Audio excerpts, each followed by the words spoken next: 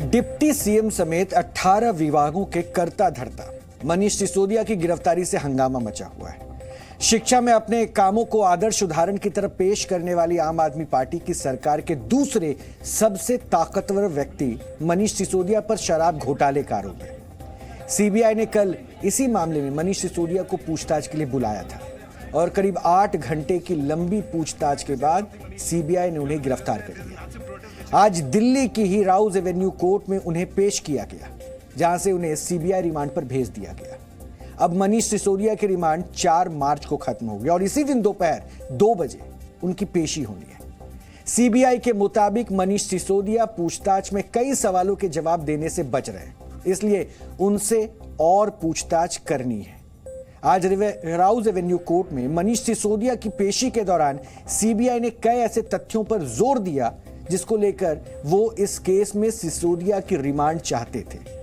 Rouse Avenue court में इसी मामले की सुनवाई करीब 30 मिनट चली, जिसके बाद कोर्ट ने फैसला सुरक्षित रख लिया। सीबीआई की दलील थी कि यह पूरा मामला प्रॉफिट का है और वो इसी की जांच कर रहे हैं। सिसोदिया के वकील की दलील थी कि एलजी ने मई 2021 में इस नीति को हरी झंडी दी थी और नीति में हुए बदलावों की मंजूरी एलजी ने ही दी थी। सीबीआई ने दलील दी कि सिसोदिया ने 4 फोन इस्तेमाल किए और 3 नष्ट कर दिए। आरोप यह भी है कि मनीष सिसोदिया ने सबूत मिटाने की कोशिश की। सिसोदिया के वकील ने तर्क दिया कि क्या खराब फोन वो अपने पास ही रखते। सीबीआई के मुताबिक इस मामले में होलसेल में 5% कमीशन को 12% करने और फिर इसमें से 5% कमीशन बांट लेने का खेल है। इसको सरल भाषा में आप समझ रहे हैं। सीबीआई का कहना यह था कि मनीष जी हमें कोऑपरेट नहीं कर रहे हैं और हम कह रहे थे कि मनीष जी के घर चली गई सीबीआई, मनीष जी के ऑफिस चली गई, मनीष जी के पैतृक गांव चली गई, वहां से कुछ भी इंक्रिमिनेटिंग कोई भी चीज बरामद नहीं की है। सीबीआई के पास आज के दिन तक कोई ऐसा ठोस सबूत नहीं है जिससे वो मुलजिम करार होते हों। अब सीबीआई चाहती है कि अगले 5 दिन वो इनसे सवाल जवाब करके ऐसे तथ्य निकाल ले जिससे इनको मुलजिम बनाया जा सके, पर क्या ऐसा संभव है? चार्जशीट फाइल हो चुकी है, आज दिन तक सीबीआई पे इनके खिलाफ कोई एविडेंस नहीं है, तो हमें नहीं लगता कि इन 5 दिनों में भी सीबीआई कुछ कर पाएगी, क्योंकि मनीष जी ने जो सत्य था वो बता दिया है और आगे इसमें कुछ होना नहीं है। वैसे शराब घोटाले में सिसोदिया के गिरफ्तार होने के बाद से ही आम आदमी पार्टी के कार्यकर्ताओं ने देश के कई शहरों में प्रदर्शन किया। वैसे तो मनीष सिसोदिया दिल्ली के विधायक हैं, लेकिन देश भर के शहरों में उनके समर्थन में हो रहे हंगामे से यह समझा जा सकता है कि पार्टी में उनकी पहुंच क्या है, उनका कद क्या है। 26 नवंबर 2012 को जब आम आदमी पार्टी का गठन हुआ था, तब मनीष सिसोदिया उसकी राष्ट्रीय कार्यकारिणी के सदस्य थे। आज स्थिति यह है कि अरविंद केजरीवाल के बाद पार्टी में दूसरा बड़ा नाम मनीष सिसोदिया का ही है और यही वजह है कि शराब घोटाले के मामले में गिरफ्तार होने के बाद से ही आम आदमी पार्टी पूरे देश में गिरफ्तारी का विरोध कर रही है। अब हम आपको इस मामले में हो रहे हंगामे और राजनीति की कुछ तस्वीरें सबसे पहले दिखाते हैं। उसके बाद हम नई शराब नीति और मनीष सिसोदिया पर लग रहे आरोपों का विश्लेषण करेंगे, जो आज आपको बिल्कुल भी मिस नहीं करना चाहिए, ताकि कथनी और करनी का फर्क भी आप समझ पाए।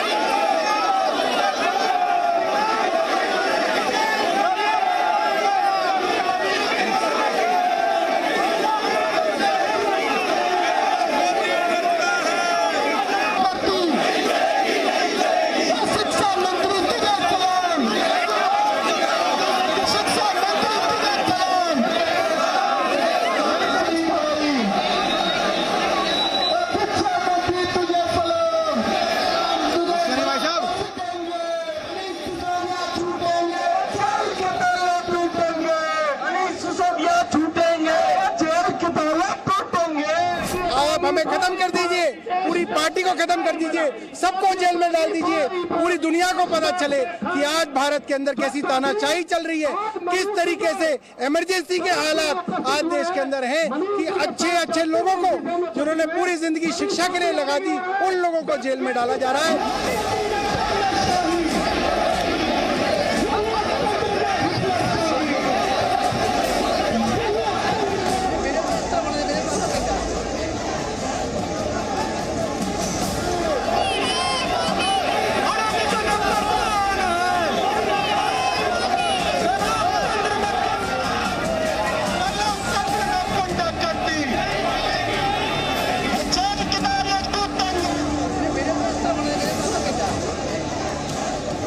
जांच एजेंसी हैं वो ईमानदारी से भ्रष्टाचारियों को कानून के तहत कार्रवाई करती हैं, दूसरी तरफ कट्टर बेईमान और अराजक अपराध पार्टी ना संविधान का सम्मान करती है, ना न्यायालय का सम्मान करती है, ना जनता का सम्मान करती है।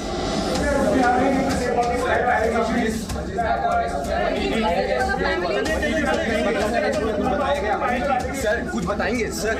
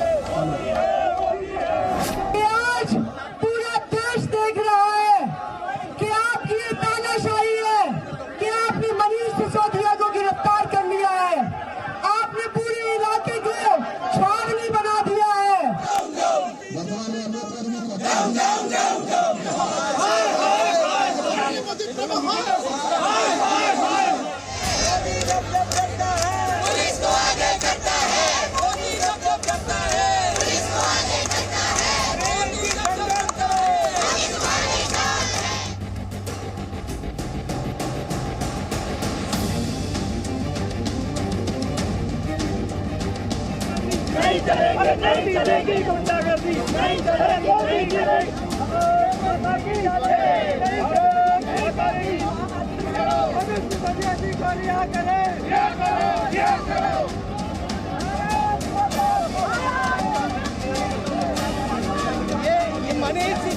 हम आंदोलन की कोख से पैदा हुए हैं। आपको जितनी लाठियां चलवानी हो, जितने मुकदमे लिखवाने हो, जितना जेल में डालना हो, आप डालिए।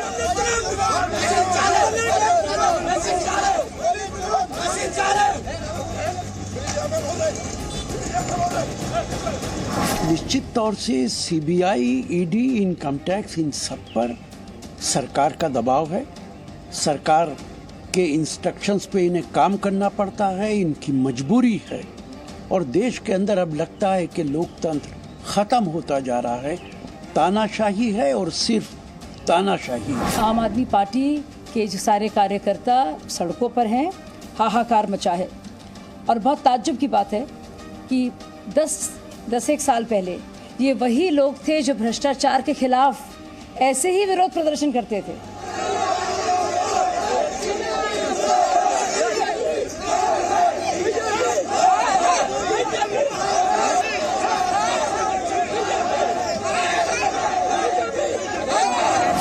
ईडी चुप है कि जिस पॉलिसी में हेराफेरी, जिन तथ्यों के आधार पर हेराफेरी का आरोप लगाया जा रहा है,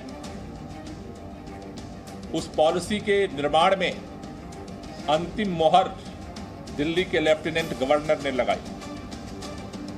लेफ्टिनेंट गवर्नर से पूछताछ क्यों नहीं हो रही?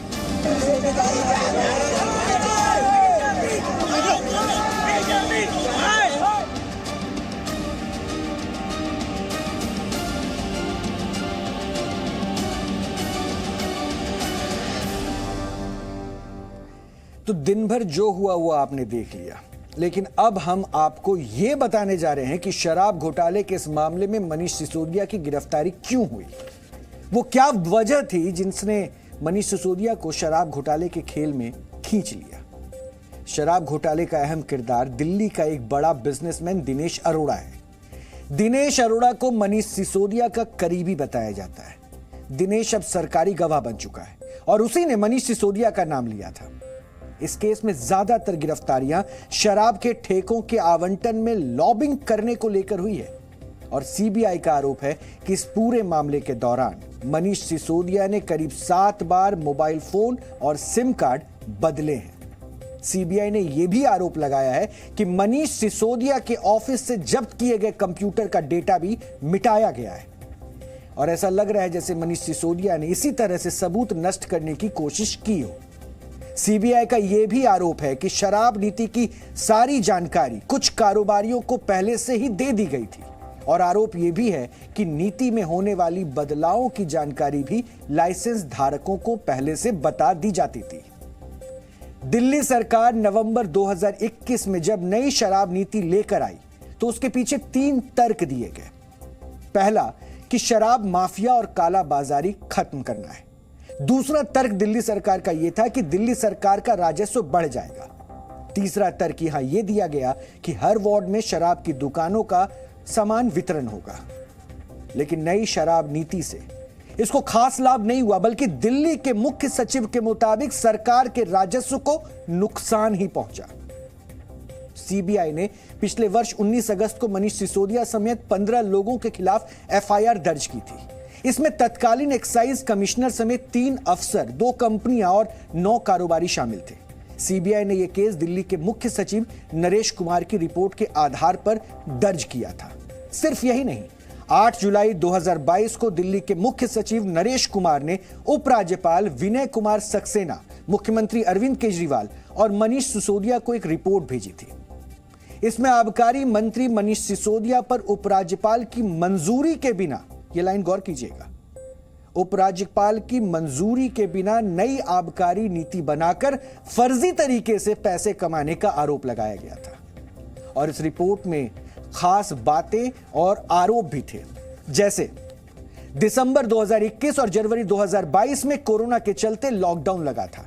शराब ठेका मालिकों ने ज्यादा नुकसान होने की वजह से दिल्ली सरकार से लाइसेंस फीस में छूट देने की अपील की थी और दिल्ली सरकार ने 28 दिसंबर से लेकर 27 जनवरी तक यानी करीब 1 महीने की लाइसेंस फीस का 24.02% माफ कर दिया था। मुख्य सचिव ने आरोप लगाया कि इससे सरकारी खजाने को 144 करोड़ का नुकसान हुआ और उन्होंने कहा कि लॉकडाउन के दौरान शराब की बिक्री 21.6% घटी थी, जबकि सरकार की ओर से छूट 24.02% दी गई और दिल्ली सरकार ने शराब लाइसेंस धारकों को उनके नुकसान से ज्यादा ही छूट दे दी थी। इससे सरकारी खजाने को नुकसान पहुंचा। आरोप यह भी है कि ऐसा करके करीबी लाइसेंस धारकों को फायदा पहुंचाया गया। एयरपोर्ट पर शराब लाइसेंस को लेकर एनओसी ली जाती है। एक लाइसेंस धारक को ऐसी ही एक एनओसी नहीं मिली और दिल्ली सरकार ने इस लाइसेंस धारक को 30 करोड़ रुपए वापस कर दिया। सरकार का यह कदम आबकारी नियमों के खिलाफ था। दरअसल पैसे तभी वापस दिए जाते हैं जब लाइसेंस के लिए बोली लगाने वाले व्यक्ति को लाइसेंस ना मिले। इससे अलग किसी भी अन्य वजहों से लाइसेंस धारक को पैसे वापस नहीं दिए जाते और आबकारी मंत्रालय का यह कदम भी संदेहास्पद था।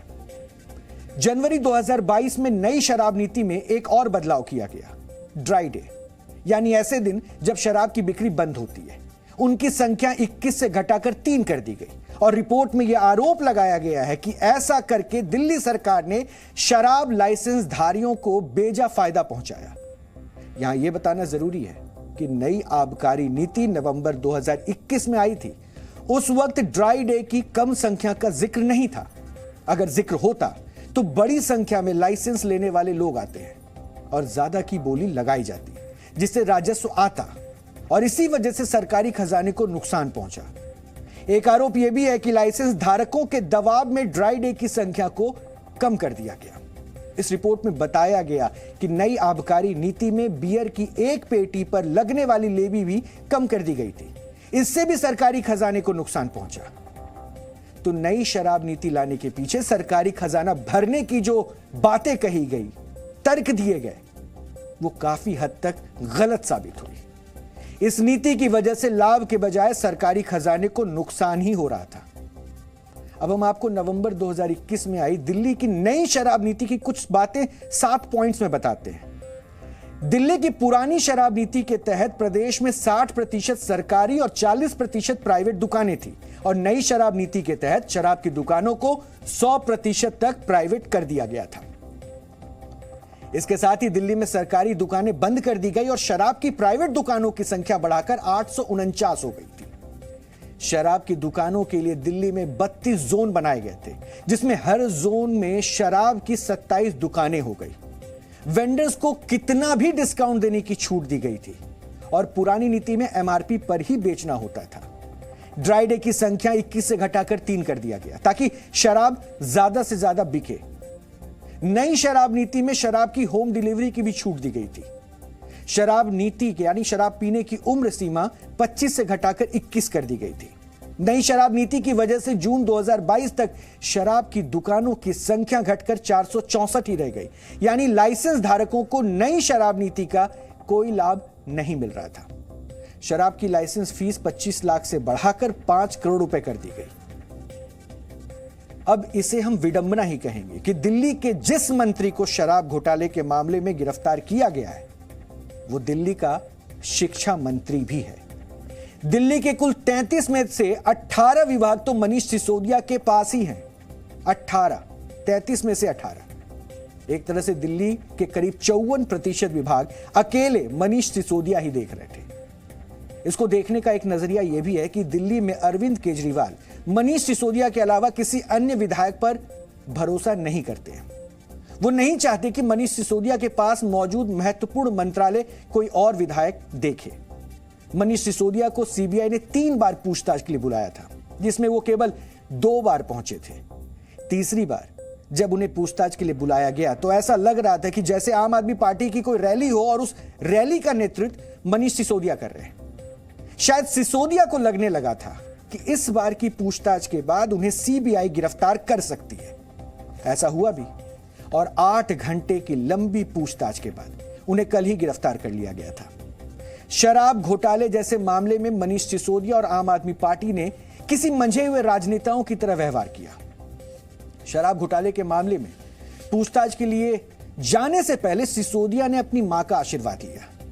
इसके बाद भी वो सीधे सीबीआई दफ्तर नहीं गए, वो राजघाट पहुंचे और वहां महात्मा गांधी की समाधि पर कुछ देर बैठकर चिंतन मनन किया। शराब घोटाले के मामले में गिरफ्तार हो चुके मनीष सिसोदिया राजघाट क्यों गए थे? यह बात कई लोगों को खटक रही है। महात्मा गांधी एक ऐसे व्यक्ति रहे हैं जिन्होंने जीवन भर नशा मुक्ति की बात की है। अब चाहे मनीष सिसोदिया शराब घोटाले के आरोपों से छूट जाएं, लेकिन शराब जैसे मामले में आरोपी होते हुए वो राजघाट क्यों गए? लोग अब ये सवाल पूछ रहे हैं। जो व्यक्ति दिल्ली में शराब से होने वाले राजस्व को बढ़ाने के लिए अधिक दुकानों, अधिक छूट पर ध्यान दे रहा हो, इसके लिए नई शराब नीति लेकर आया गया हो, वो महात्मा गांधी की समाधि के आगे किस बात का चिंतन कर रहा था? सिर्फ यही ना, मनीष सिसोदिया ने शराब घोटाले में गिरफ्तार होने से पहले भगत सिंह का जिक्र किया। उन्होंने दम भरा कि वो भगत सिंह के अनुयायी हैं और जेल जाना तो छोटी बात है।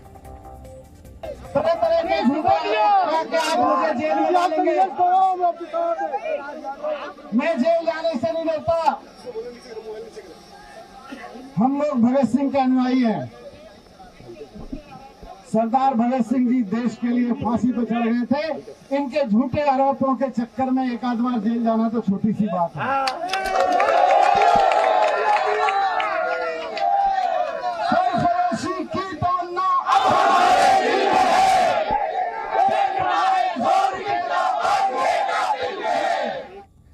शराब घोटाले जैसे मामले में भगत सिंह वाली क्रांति की बात करनी भी लोगों को खटक रही है। मनीष सिसोदिया पर लगे आरोप भले ही जांच में आगे चलकर झूठे निकल जाएं, लेकिन शराब घोटाले जैसे मामले में क्रांतिकारियों का जिक्र करना और खुद को उनका अनुयायी बताकर उनकी तरह संघर्ष की संज्ञा देना क्या क्रांतिकारियों का अपमान नहीं है? इसी तरह से मनीष सिसोदिया ने पूछताछ में जाने से पहले दिल्ली के स्कूली बच्चों को भी संबोधित कर दिया। उन्होंने बच्चों से कहा कि वो भले ही जेल हो जाएं, लेकिन बच्चे मन लगाकर पढ़ाई करें, मां बाप को परेशान बिल्कुल ना करें। सुनिए एक बार। मैं बच्चों से कहना चाहता हूं कि ये मत समझना कि आपके शिक्षा मंत्री मनीष सिसोदिया, आपके मनीष चाचा अगर जेल चले गए तो बस छुट्टी हो गई। अभी छुट्टी नहीं होने वाली है। मैं बच्चों से कहना चाहता हूं उतनी मेहनत करना जितनी मैं करने की अपेक्षा रखता हूं, जितनी जरूरत है। शिक्षा मंत्री संदेश खूब मन लगा के पढ़ना। मैं बच्चों से कहना चाहता हूं जो स्कूलों में पढ़ रहे हैं, खूब मन लगा के पढ़ना। लाखों बच्चों के ऊपर देश का भविष्य है। खूब मन लगा के पढ़ना। माता पिता को परेशान मत करना। पढ़ाई से जी मत चुराना। अच्छे से पास होना। और अगर मुझे पता चलेगा जेल में रहते हुए कि मेरे बच्चों ने पढ़ाई में लापरवाही शुरू कर दी है, तो अगर मेरे को वहां पता चला तो मैं खाना छोड़ दूंगा। उस दिन जिस दिन मुझे पता चलेगा मैं खाना नहीं छोड़ूंगा। कल को अगर बच्चों को यह पता चले कि उनके शिक्षा मंत्री शराब मंत्री भी थे और शराब घोटाले में उनको गिरफ्तार किया गया था, तब वो बच्चे क्या सोचेंगे? बच्चों को स्कूलों में शराब से दूर रहने की नसीहत दी जाती है और यह बताया जाता है कि शराब सेहत के लिए नुकसानदायक है, यह परिवारों को बर्बाद करता है। कल को जब बच्चों को यह पता चलेगा कि उनके जो मनीष चाचा हैं वो शराब वाले मंत्री थे, तो यही बच्चे फिर क्या सोचेंगे? खैर, केवल बच्चों की ही नहीं, मनीष सिसोदिया ने दिल्ली के लोगों को भी संबोधित कर दिया। सुनिए। जिंदगी में तरह तरह के उतार चढ़ाव आए। इन सारे उतार चढ़ाव में एक बात मैं कहना चाहता हूं कि मेरी वाइफ ने मेरा हमेशा साथ दिया। बहुत बढ़िया। मेरे परिवार ने हमेशा, आपके बड़े परिवार और छोटे से परिवार दोनों ने बहुत साथ दिया है। जब मैं एक टीवी चैनल में नौकरी करता था, आज जब जेल जा रहा हूं तो मुझे लगता है इसकी बात मुझे करनी चाहिए। जब मैं एक टीवी चैनल में नौकरी करता था, अच्छा खासा प्रमोशन मिलता था, अच्छी सैलरी आती थी। मैं भी टीवी पे बैठ के रिपोर्टिंग करता था, एंकरिंग करता था, अच्छी जिंदगी चल रही थी। लेकिन मैं सब कुछ छोड़ छाड़ के अरविंद केजरीवाल जी के साथ आ गया। उनके साथ में जाके झुग्गियों में काम करने लगा। उस वक्त मेरी वाइफ ने मेरा सबसे ज्यादा साथ दिया। आज जब ये जेल भेज रहे हैं मुझको, तो मेरी वाइफ घर पे अकेली रहेगी। हम आपके साथ हैं। मैं इसलिए कह रहा हूं, मेरा एक बेटा है जो यूनिवर्सिटी में पढ़ता है और मेरी वाइफ घर पे अकेली रहेगी। वो आजकल बहुत बीमार रहती है। आपको ध्यान की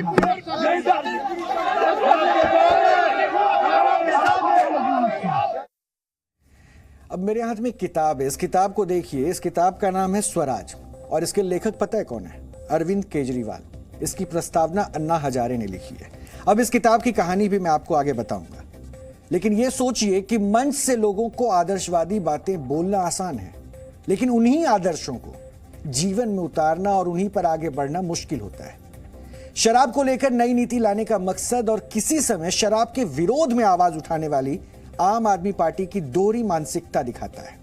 अरविंद केजरीवाल ने अन्ना आंदोलन के समय यही किताब लिखी थी, जिसका नाम है स्वराज। और 5 पॉइंट्स में हम आपको समझा देते हैं कि शराब के सेवन या उसके लाइसेंस को लेकर अरविंद केजरीवाल क्या सोचते थे और दिल्ली में क्या हुआ। जरा देखिए। इस किताब में हमने कुछ पॉइंट्स मार्क कर रखी है, उसको मैं आपको बता रहा हूं। टीवी स्क्रीन पर उसके हिस्से आपके पास दिखते रहेंगे। अपनी किताब स्वराज में उन्होंने लिखा था कि शराब की दुकानें रिश्वत लेकर दी जाती है, और ये बातें उन्होंने बड़ी खुलकर कही थी। और दिल्ली में नई शराब नीति के तहत 100% दुकानें प्राइवेट हाथों में दे दी गई। पहले 60% सरकारी और 40% ही प्राइवेट दुकानें होती थी, लेकिन अब सारा लाइसेंस ही प्राइवेट हाथों में दे दिया गया था। स्वराज में अरविंद केजरीवाल ने लिखा था कि शराब की दुकानों के कारण समस्याएं पैदा होती है, परिवार तबाह होते हैं। परिवार तबाह होने की दुहाई दी गई। लेकिन दिल्ली में लाई गई शराब नीति के तहत दुकानदारों को एमआरपी से कहीं ज्यादा कम दाम पर शराब बेचने का ठेका दे दिया गया। दुकानदार भी ऑफर में 1+1 यानी दूसरी बोतल मुफ्त करके बांटने लगे। इससे ज्यादा शराब खरीदी जाने लगी, यानी लोग ज्यादा शराब पीने लगे। एक तरह से शराब को बढ़ावा मिला। किताब में कुछ और था। तीसरी बात, स्वराज में अरविंद केजरीवाल लिखते हैं कि शराब की दुकानों को जनता पर थोप दिया जाता है, कोई उनसे नहीं पूछता। लेकिन नई शराब नीति के बाद दिल्ली में शराब की 849 दुकानें खुल गई थी। हर वार्ड में शराब की करीब 3 दुकानें खुल गई थी। अब यह सोचने वाली बात है कि कौन सा मोहल्ला या वार्ड होगा जो अपने घर के बगल में 2 या 3 शराब की दुकानें चाहेगा। स्वराज में, इस किताब में, शराब के लाइसेंस पर अरविंद केजरीवाल ने सुझाव दिया था। किसी इलाके में लाइसेंस वहां की महिलाओं की सहमति के बाद दिया जाना चाहिए और लाइसेंस रद्द करने का अधिकार भी महिलाओं को होना चाहिए। अब उनकी सरकार थी। वहीं दिल्ली की नई शराब नीति में महिलाओं के लिए शराब पीने की उच्च सुविधा देने का प्रयास किया गया था। महिलाओं का ख्याल रखा गया और महिलाओं के लिए अलग से पिंक बूथ बनाने का नियम भी था। इतना ही नहीं, अरविंद केजरीवाल हमेशा से केंद्र सरकार को निशाने पर रखते हैं। शराब के मसले पर भी उन्होंने ऐसा ही किया। उनकी किताब में एक कार्टून था जिसमें यह समझाया गया कि जनता को बिजली, पानी और सड़क चाहिए और सरकार उन्हें शराब की दुकानें देती है। ये वो कार्टून है और मेरे हाथों में जो किताब है, मैं उसमें भी आपको दिखा रहा हूं, ये दर्शा रहा हूं कि शराब की दुकान यहां पे इंकित की जा रही है और जनता की डिमांड क्या है? बिजली की, पानी की, सड़क की। यानी जनता को उम्मीदें कुछ और है, लेकिन मिल क्या रहा है? क्योंकि नई शराब नीति में यह बताया गया कि कुछ खास जोन ऐसे थे जहां पर खुले में शराब पीने की छूट का प्रावधान था। यानी शराब पीने की जो कानूनी उम्र थी वो भी घटा दी गई और इस कार्टून में जो दिखाया गया तो वो बिल्कुल अलग था। पीने की उम्र 25 से घटाकर 21 कर दी गई। मतलब ये कि दिल्ली सरकार अपने प्रदेश की जनता को शराब पीने की फुल सहूलियत देना चाहती थी। हालांकि यहां हम आपको यह बताना चाहते हैं कि नई शराब नीति के हो रहे विरोध और सीबीआई की जांच और लाइसेंस धारकों को हो रहे नुकसान की वजह से दिल्ली सरकार ने नई शराब नीति वापस ले ली थी। तो फिलहाल दिल्ली में नई शराब नीति के नियम लागू नहीं है। और यह किताब इसलिए हमने कहा था कि इस किताब में जो बातें रखी गई वो सरकार बनने के बाद ये किताबी बातें ही रह गई। इसलिए आज जो तस्वीरें हमने देखी उसके बाद कुछ लोगों ने अब सवाल खड़े किए।